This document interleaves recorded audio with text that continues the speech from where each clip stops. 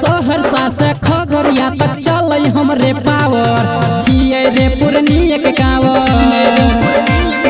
छिए रे पूर्णिया के गाँव बेगूसराय से अररिया तक चल हमरे पावर छिए रे मधुबनी के गाँव छिए रे मधुबनी के गाँव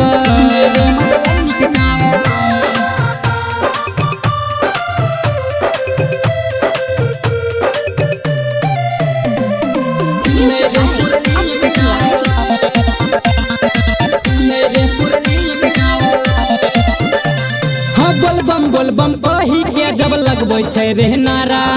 एके रे आवाज में हिलै छै रे पूरे यारा हाँ बोलबम कही के जब लगबै छै रे नारा एके रे आवाज में हिलै छै रे पूरे यारा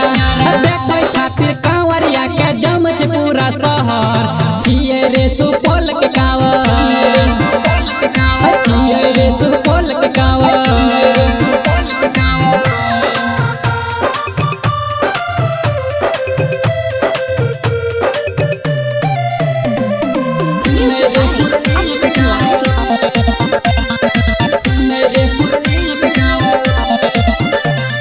सभे बम्पर बनल छै रे भोले जी के कृपा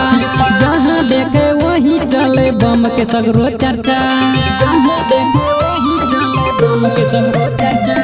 सभे बम्पर बनल छै रे भोले जी के कृपा जहाँ देखे वही चले बम के सगरो चर्चा राइटर अमर महेंद्र के चले नाम सागर छिए रे मधुबनी के गाँव